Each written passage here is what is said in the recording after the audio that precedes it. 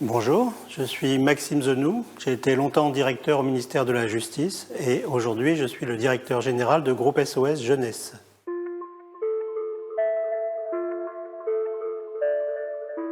Le groupe SOS, fidèle à l'esprit de l'ordonnance du 2 février 1945, plaide pour une vision de la justice des mineurs dans laquelle l'éducatif prime toujours sur le répressif. L'objectif recherché n'est pas la sanction pour la sanction, mais bien un double objectif d'éducation et d'insertion des adolescents qui nous sont confiés par les magistrats de la jeunesse.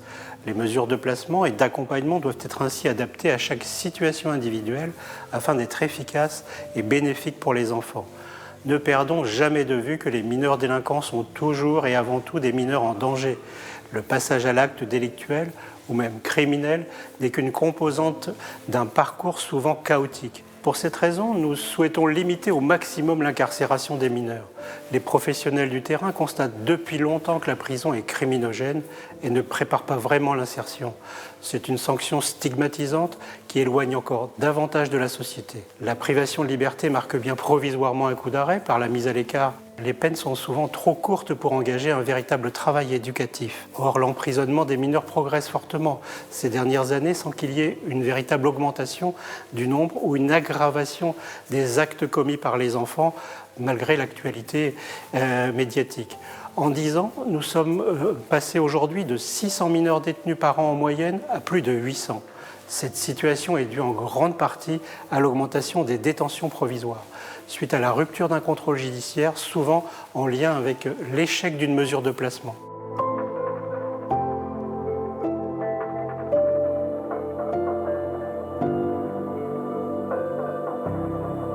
Notre proposition ici, réserver le contrôle judiciaire aux mineurs de plus de 16 ans, au lieu de 13 ans actuellement.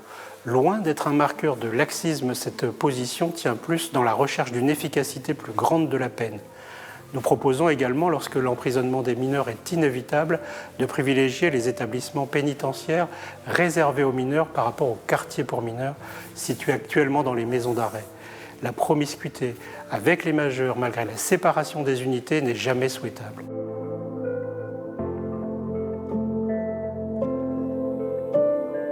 Nous pensons que pour développer les solutions de placement les plus adaptées aux enfants, nous devons agir sur 2 niveaux. Le premier niveau tient dans la poursuite de la diversification des réponses éducatives au pénal, qui, encore une fois, constitue bien une autre modalité de la sanction. Conformément aux lois de 2002 et aux orientations des gouvernements successifs, les centres éducatifs fermés se sont développés sur le territoire, parfois au détriment des autres modalités du placement, pourtant très utiles en fonction des situations de chaque jeune.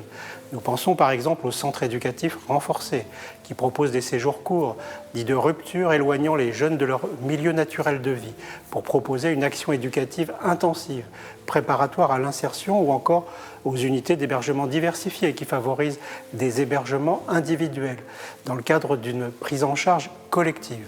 Chambres en ville, familles d'accueil, foyers de jeunes travailleurs ou même lieux de vie peuvent constituer des solutions efficaces pour les adolescents rétifs aux dynamiques de groupe. Seul le maintien et le développement d'une diversité des réponses éducatives au pénal peut permettre de tracer des parcours adaptés à chaque enfant, de maximiser les chances d'adhésion au projet éducatif de l'établissement et de réinsertion à la sortie de ces dispositifs. Le second niveau, c'est d'améliorer encore le mode de fonctionnement des centres éducatifs fermés. Dans ces centres accueillant des mineurs multirécidivistes ou multiréitérants, la fermeture n'est pas censée se manifester par la reproduction du fonctionnement du milieu carcéral, mais bien par un projet éducatif lui-même contenant, efficace et innovant. Or, beaucoup de ces centres rencontrent de grandes difficultés. Les équipes, souvent peu diplômées, font face à un fort turnover important devant la difficulté de la mission. Un certain flou demeure dans les esprits des jeunes comme des professionnels sur la nature de l'établissement, que beaucoup de jeunes associent à une forme de prison, ce qui rend difficile leur adhésion au projet éducatif. On observe ainsi que si 20 nouveaux centres éducatifs fermés sont prévus, près de 20% des CEF gérés par le secteur associatif en 2016 ont cessé leur activité.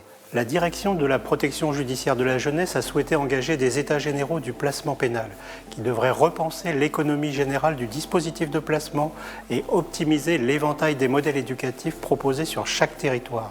Nous ne devons pas attendre la conclusion de ces travaux. Nous proposons d'initier ici, dès maintenant, des expérimentations sur chaque territoire pour accompagner les évolutions attendues.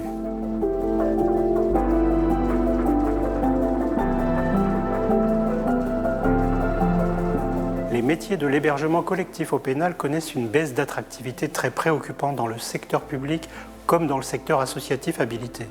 Les personnes diplômées avec ou sans expérience choisissent rarement ce secteur d'activité réputé difficile.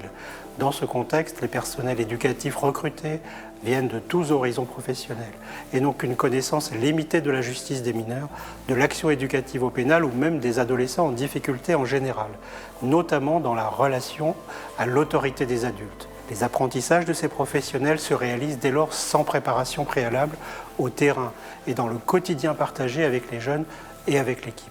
Même si nous considérons que pour ce métier si spécifique, ni l'origine, ni la formation, ni le diplôme ne garantissent la compétence, il est urgent de concevoir ici des parcours de formation initiale accessibles prioritairement aux salariés novices. Ces formations introductives doivent leur permettre de s'approprier les repères élémentaires relatifs aux dispositifs français de protection judiciaire de la jeunesse et d'initier pour celles et ceux qui poursuivent dans cette voie un processus de professionnalisation et de qualification diplômante. Enfin, si ces filières n'attirent plus les professionnels formés et diplômés, ce n'est pas seulement à cause de leurs exigences.